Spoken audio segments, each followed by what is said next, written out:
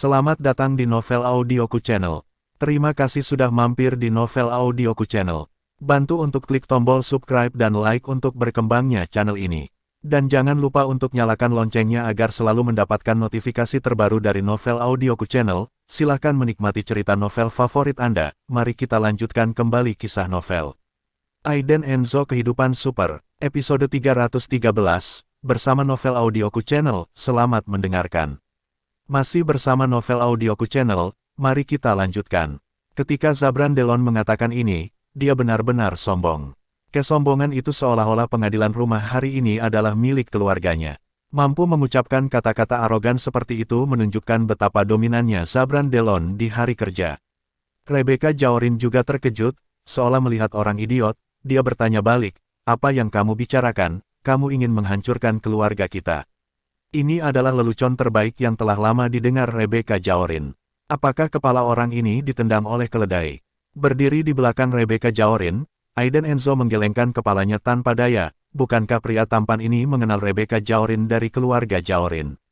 Melihat Aiden Enzo masih berani menggelengkan kepalanya, Amara Ferry menunjuk ke arahnya dengan marah dan berteriak, "Mengapa kamu menggelengkan kepala? Lihatlah ke bawah pada tuan muda kita. Biarkan saya memberitahu Anda, ayah Tuan Muda Delon berasal dari Asosiasi Seni Bela Diri. Dia adalah juara sanda, ditampar di depan umum, dan tidak ada tempat untuk melampiaskan amarahnya di dalam hatinya. Dia tidak berani membentak Rebecca Jaorin, tapi dia baik-baik saja dengan Aiden Enzo." Zabran Delon juga tertawa sinis, dan berkata, "Sampai berani tampil di sini, dia benar-benar tidak tahu bagaimana menempatkan dirinya di tempat yang tepat." Aiden Enzo menatap dingin, menatap Zabran Delon dan Amara Ferry yang berteriak bersama, ada kemarahan di hati. Dia sudah bersabar, selalu saja ada orang yang suka keluar dan memprovokasi. Mungkinkah ada yang salah dengan bersikap rendah hati? Mengapa? Mereka sangat suka mempermalukan diri mereka sendiri untuk bersenang-senang. Aiden Enzo hanya ingin berdiri dan mengungkapkan sesuatu, tetapi Rebecca Jaorin telah membela dia. "Halo, namamu Zabran Delon. Nama ayahmu Felix Delon." Wajah Rebecca Jaorin berubah dingin dalam sekejap, dan dia menatap Zabran Delon dengan mata dingin. Orang ini benar-benar berani mempermalukan saudara Aiden Enzo. Saya harus memberinya pelajaran yang baik dan membuatnya berlutut untuk meminta maaf kepada saudara Aiden Enzo. "Itu benar, kenapa kamu masih ingin membela orang yang tidak berguna ini?" Sudut mulut Zabran Delon terangkat dengan dingin, mengungkapkan sarkasme. Kemudian, dia berkata kepada Aiden Enzo lagi, "Kamu sampah, maksudku kamu bersembunyi di belakang seorang gadis, berkat pemikiranmu, kamu benar-benar pantas menjadi pengecut." Haha, semua teman Zabran Delon tertawa. Tentu saja pemandangan ini menarik perhatian banyak orang di aula dalam. Orang-orang besar juga mengalihkan pandangan mereka. "Hei, bukankah itu Zabran Delon, tuan muda dari keluarga Delon? Mengapa dia berkelahi dengan seseorang? Pasti sangat menyedihkan." Tentu saja, banyak dari mereka yang terkejut dan berkata, "Tunggu, mengapa saya pikir gadis kecil itu begitu akrab? Apakah dia terlihat seperti cicit dari Tuan Jaorin?" Zabran Delon tidak tuli, jadi dia secara alami mendengar diskusi semua orang, jantungnya berdetak kencang, dan alisnya berkeringat. "Tidak mungkin kebetulan seperti itu, bukan? Cicit dari Tuan Jaorin, kamu adalah cicit perempuan Tuan Jaorin?" Zabran Delon bertanya dengan lemah, sedikit kurang percaya diri. Rebecca Jaorin meletakkan tangannya di pinggangnya, mengangkat dagunya yang mengkilap, menatap Zabran Delon yang panik, dan mendengus dingin, "Itu benar," desis. Zabran Delon sangat ketakutan hingga hampir kehilangan pijakan, tetapi untungnya Amara Ferry dengan cepat membantunya berdiri. "Tuan Muda Delon, apa maksudmu? Apakah cicit Tuan Jaorin lebih kuat darimu? Dia baru saja memukulku di depan umum, dan kamu harus menamparnya 10 kali untukku." Amara Ferry tidak tahu apa-apa, langsung menatap Rebecca Jaorin dengan marah dan berteriak. Bentak. Tiba-tiba, Zabran Delon menoleh langsung, menamparkan wajah Amara Ferry dengan marah dan berteriak, "Kamu jalang, tutup mulut untukku." Dengan tamparan ini, semua orang di sekitar tercengang. Amara Ferry juga tercengang, menutupi pipinya yang bengkak dengan cepat dengan air mata berlinang, dia tidak bisa memahaminya. Mengapa Tuan Muda Delon tiba-tiba menjadi sangat marah? Mungkinkah Tuan Jaorin sangat terkenal? Di bawah tatapan kaget semua orang, Zabran Delon berbalik dan mengangguk ke Rebecca Jaorin, meminta maaf, "Nona, maafkan saya saya minta maaf atas kecerobohan saya sekarang, saya hanyalah sampah, dan saya harap Nona akan abaikan dan maafkan saya atas kecerobohan sesaat saya barusan. Zabran Delon menjadi tampan bukanlah hal yang bodoh, tentu dia tahu apa yang lebih penting sekarang. Cicit perempuan Tuan Jaorin, bukankah itu permata di telapak tangan keluarga Jaorin? Berapa banyak orang yang ingin melamar keluarga Jaorin, dan berapa banyak orang yang ingin menjilat keluarga Jaorin sebelum terlambat. Rebecca Jaorin mendengus dingin, mengulurkan jarinya, menunjuk Aiden Enzo di belakangnya seperti kakak perempuan, dan berkata kepada Zabran Delon, tidak ada gunanya meminta maaf kepadaku, minta maaf kepada saudara Aiden Enzo. Ini, Zabran Delon mengerutkan kening, merasa sangat tidak rela. Meminta maaf kepada pengecut penipu. Di mana alasan ini? Melihat Zabran Delon masih berdiri di sana dengan linglung, Rebecca Jaorin langsung mengancam, kenapa, jika kamu tidak mau, maka aku akan memberitahu kakek buyutku, dia ada di sana. Rebecca Jaorin menunjuk ke kotak tamu di tengah. Mendengar ini, Zabran Delon gemetar ketakutan, dan segera membungkuk dengan hormat kepada Aiden Enzo dan meminta maaf. Maaf, salahku, aku harap kamu memaafkanku. Pembalikan yang tiba-tiba membuat semua orang sedikit bingung. Mata Aiden Enzo acuh tak acuh, menatap Zabran Delon yang sedang membungkuk, dia terdiam sejenak, matanya tertuju pada Amara Ferry dan yang lainnya. Amara Ferry tidak bodoh. Melihat Zabran Delon menundukkan kepalanya, dia secara alami membungkuk dan meminta maaf. Aiden Enzo, maafkan aku, demi kenalan kita sebelumnya, tolong maafkan aku kali ini. Amara Ferry hendak menangis. Setelah menunggu begitu lama, saya berpikir untuk menamparkan wajah Aiden Enzo. Akibatnya, wajahnya ditampar 2 kali, yang sangat dibenci. Siapa sebenarnya Aiden Enzo ini? Kenapa selalu ada orang yang membelanya? Rebecca Jaorin meletakkan sikunya di pinggang Aiden Enzo, dan berkata, bagaimana, apakah kita masih membutuhkan mereka untuk berlutut? Mendengar ini, kaki Zabran Delon gemetar ketakutan. Aku tidak bisa mengangkat kepalaku dalam lingkaran ini. Aiden Enzo menghela nafas, menggelengkan kepalanya dan berkata, lupakan. Setelah selesai berbicara, dia dan Rebecca Jaorin kembali ke posisi mereka. Butuh waktu lama bagi Zabran Delon dan yang lainnya untuk duduk dengan kesal. Namun, rasanya seperti duduk di atas pin dan jarum. Ini terlalu tidak nyaman. Air minum pun pahit. Zabran Delon sangat tidak puas, bagaimana orang ini berhubungan dengan cicit perempuan Tuan Jaorin. Setelah duduk sebentar, Aiden Enzo kehilangan minat dan bangkit untuk pergi. Tapi, sayangnya, tepat ketika dia akan pergi, Johan Jaorin, Volker Yoris dan yang lainnya di ruang tamu tiba-tiba bergegas keluar, dengan bersemangat bergegas ke pintu masuk utama aula dalam. Seseorang bahkan berteriak, sial, ini orang yang luar biasa. Bahkan Tuan Jaorin keluar untuk menerimanya secara pribadi. Siapa yang begitu besar? Aiden Enzo juga sangat bingung, dan menoleh.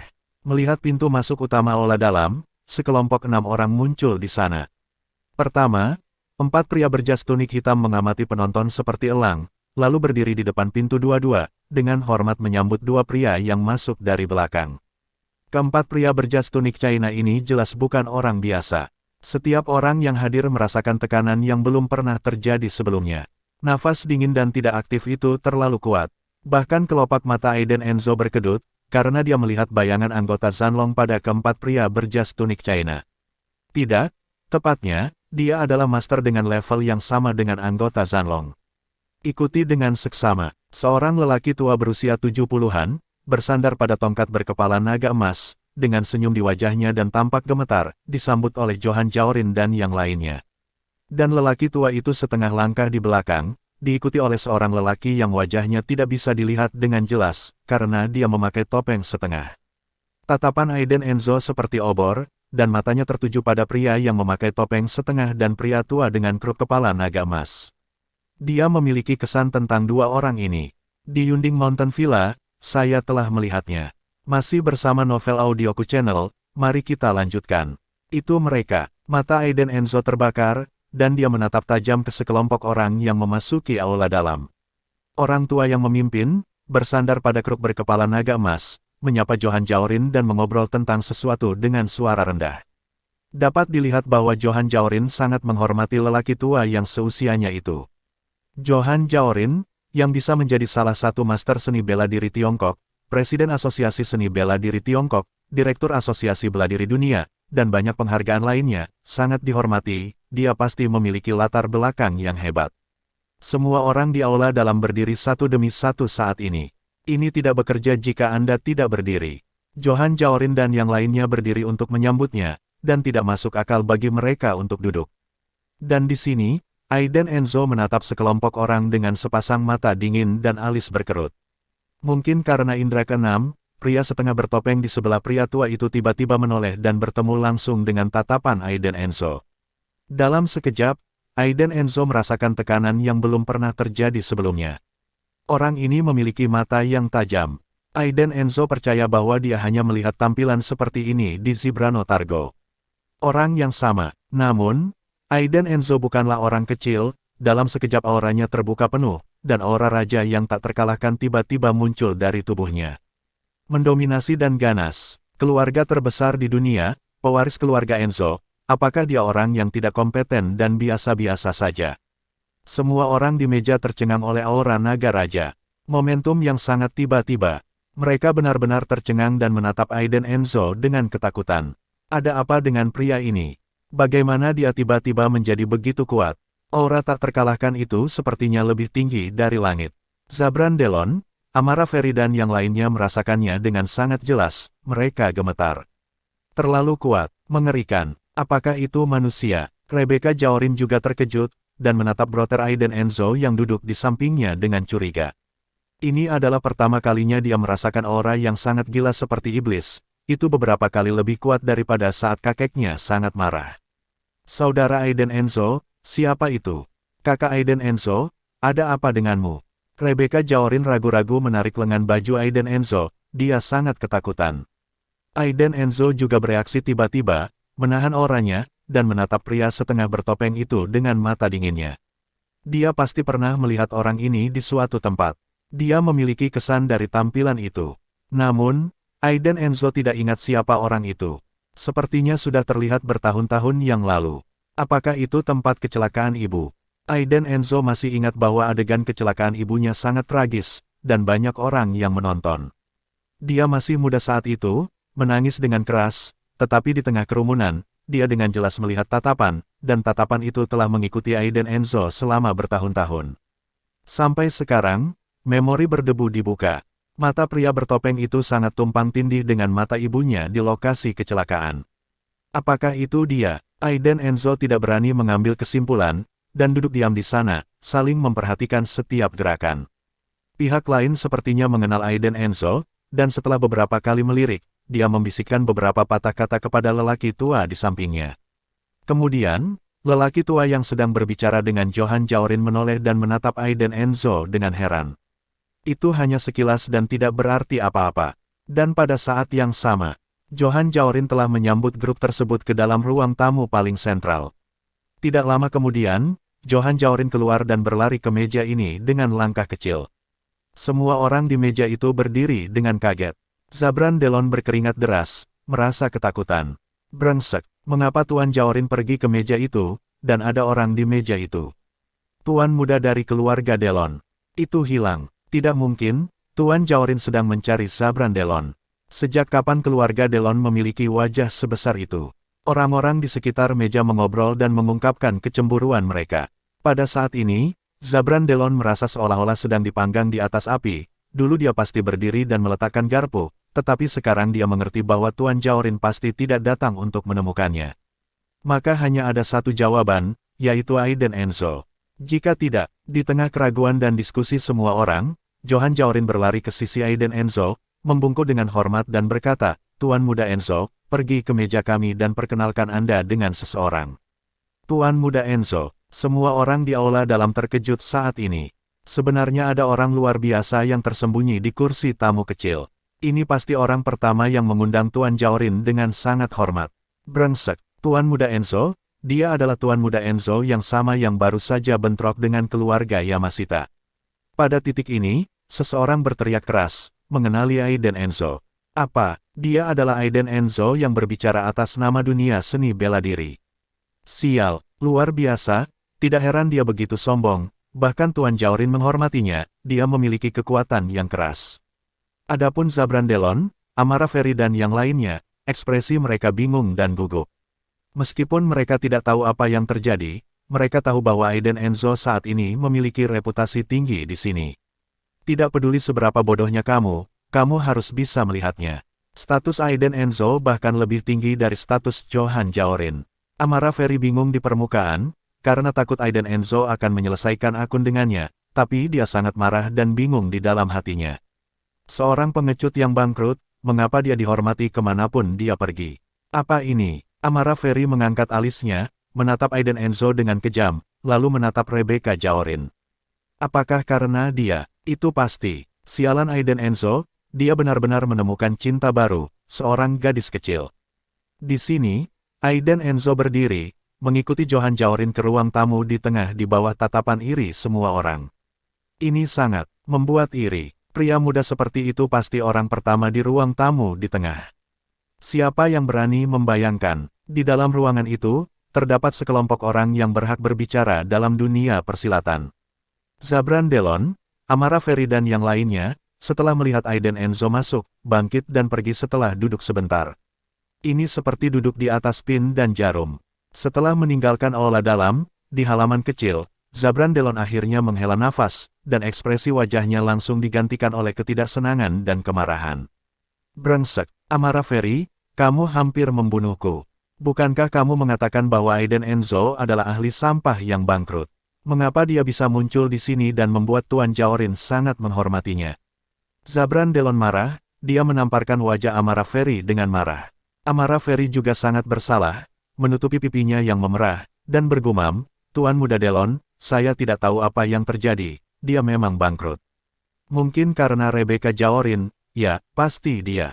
Orang ini Aiden Enzo bisa merayu gadis kecil, itu pasti karena dia berhubungan dengan pelacur kecil itu Rebecca Jaorin. Zabran Delon tidak terlalu mempercayainya, apakah kamu yakin? Amara Ferry diam, beberapa orang sangat dirugikan, menoleh dan menatap dengan kejam ke arah aula dalam, dan Zabran Delon membawa mereka pergi. Dia ingin menyelidiki detail Aiden Enzo, dan dia harus membalas dendam ini. Melihat kembali Aiden Enzo, dia sudah duduk di ruang tamu. Volker Yoris sedang duduk di sampingnya, dan di seberangnya adalah lelaki tua dengan kruk kepala naga emas. Di belakang lelaki tua itu adalah lelaki bertopeng yang berdiri dengan hormat. Kita akhirnya bertemu, dan kita makan di meja yang sama. Masih bersama Novel Audioku Channel, mari kita lanjutkan.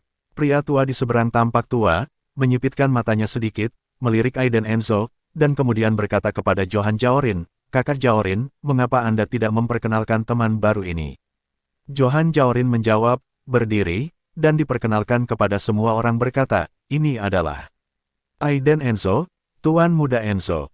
Sedangkan untuk anak-anak keluarga, tidak nyaman bagi saya untuk mengungkapkannya. Petik 2. Johan Jaorin awalnya ingin mengatakan kebenaran tentang identitas Aiden Enzo, tapi dia dengan cepat menarik perhatian Aiden Enzo. Ada sedikit perubahan dalam ucapannya, jadi dia segera mengubah kata-katanya. Tidak mungkin, orang-orang di atas meja adalah semua tokoh yang memiliki hak untuk berbicara di dunia seni bela diri. Tokoh terkemuka adalah Johan Jaorin, dan 6 lainnya tidak datang untuk berpartisipasi. Mendengar kata-kata Johan Jaorin, beberapa orang mulai mengungkapkan ketidakpuasan mereka, dan berkata dengan dingin, Saudara Jaorin, perkenalan Anda agak terlalu rahasia, bukankah ada identitas dan rahasia tersembunyi di meja ini? Benar, Saudara Jaorin, kami bukan orang biasa-biasa saja di luar sana, jadi tidak perlu menyembunyikan apapun dari kami, kan? Adik, kamu duduk dengan nyaman, kenapa kamu tidak memperkenalkan diri? Tiba-tiba, seseorang langsung mengubah topik pembicaraan, itu datang ke Aiden Enzo. Johan Jaorin sedikit cemas, dia melirik Aiden Enzo dan menemukan bahwa dia masih minum teh dengan santai. Setelah menyesapnya, Aiden Enzo meletakkan cangkir tehnya, dan berkata dengan nada netral, teh adalah teh yang enak, tapi saya selalu merasa rasanya tidak enak. Mungkin terlalu tua, atau terlalu sombong. Anda tahu, teh, lagi pula, ini untuk orang minum, jangan mengira kamu terkenal di pasar, jadi kamu bisa sombong dan berpikir bahwa orang yang minum teh tidak layak. Dalam sekejap, para senior seni bela diri lingkaran semua penuh kemarahan.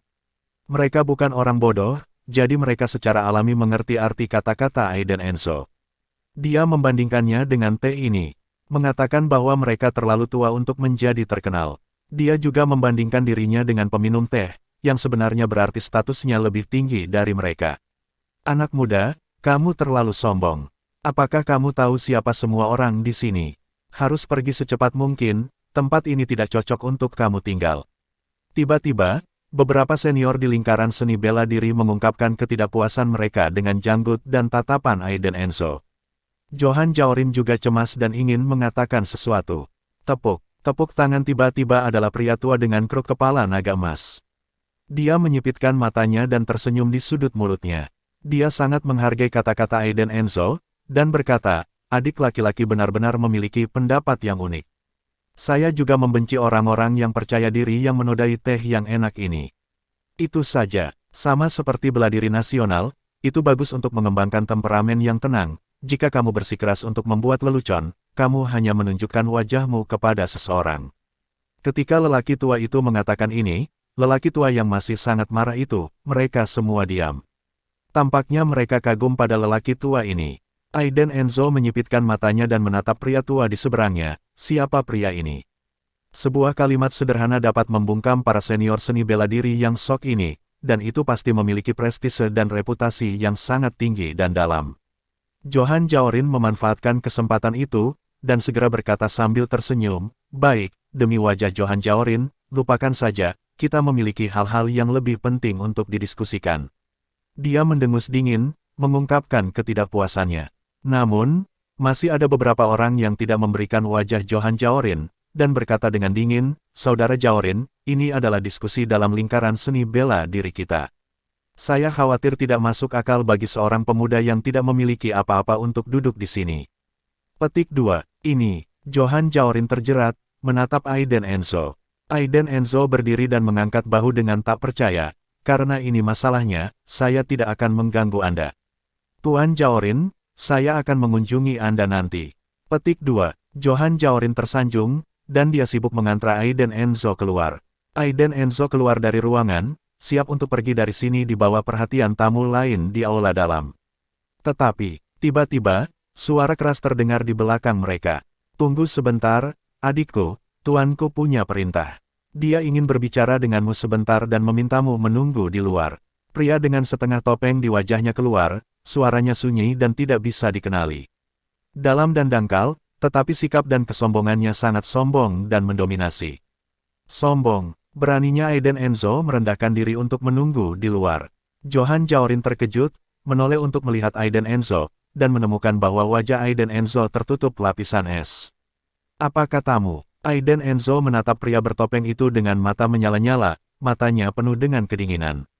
Pria bertopeng berdiri dengan tangan di belakang punggung, tubuhnya tinggi dan lurus seperti gunung, membuat semua orang terengah-engah, dan berkata dengan ringan, Tuan memiliki perintah, biarkan Anda menunggu di luar.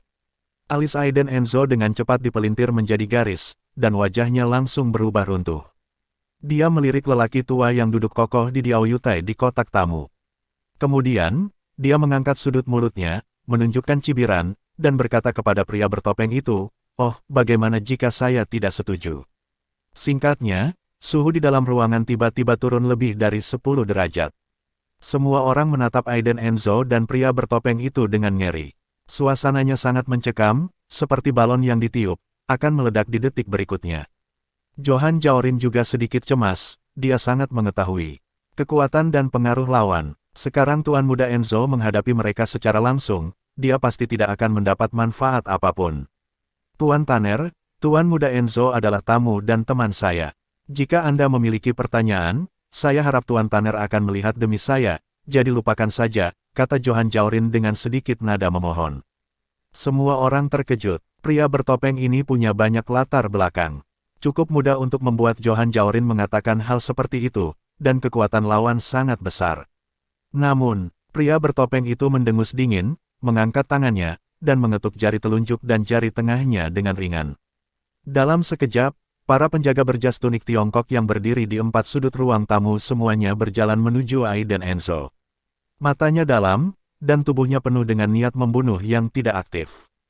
Aiden Enzo merasakan tekanan. 4 orang di seberang, termasuk pria tampan di belakang mereka berempat, bukanlah eksistensi yang bisa diprovokasi sesuka hati. Orang-orang yang berdiri bahu-membahu dengan anggota Fighting Dragon. Terutama pria bertopeng itu membuat Aiden Enzo merasa seperti menghadapi musuh. Aiden Enzo harus memperhatikan keberadaan seperti si Brano Targo. Lepaskan, pria bertopeng, yang juga Tuan Tanner di mulut Johan Jaorin, langsung berteriak dengan suara yang dalam.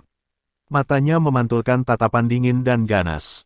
Aiden Enzo hanya berdiri di sana, memperhatikan 4 penjaga berjas China berjalan ke arahnya. Dia tahu bahwa dia dalam bahaya, jadi dia harus bersiap. Menghadapi penjaga anggota yang sebanding dengan Zanlong, Aiden Enzo tidak memiliki banyak peluang untuk menang. Situasinya sudah dekat, tetapi, tiba-tiba, terdengar suara langkah kaki yang tergesa-gesa dan teratur, bergegas masuk dari pintu. Momentumnya begitu besar sehingga semua orang di aula dalam melihat ke samping. Mereka melihat tim yang terdiri dari 8 orang, mengenakan seragam hijau tua, dengan kamuflase tercoreng di wajah mereka, semuanya bersenjatakan pisau dan senjata tersembunyi. Kedelapan orang ini, seperti bilah pedang, berdiri tegak lurus ke langit. Momentum di tubuhnya mengejutkan semua orang di aula dalam. Niat membunuh yang begitu kuat. Segera setelah itu, yang terjadi selanjutnya adalah teriakan marah. Supreme Order. Kedelapan orang itu berteriak bersama, dan suaranya seperti guntur. Gelombang suara itu langsung menyapu penonton dan bergema di aula dalam. Mata semua orang menatap jauh saat ini. Supreme Order. Pada saat itu, semua orang terkejut. Jenis kejutan dari jiwa membuat orang sangat gembira. Terima kasih sudah mampir di Novel Audioku Channel. Bantu untuk klik tombol subscribe dan like-nya untuk berkembangnya channel ini. Novel Audioku Channel akan memberikan lebih banyak lagi cerita novel yang lainnya dalam versi audio.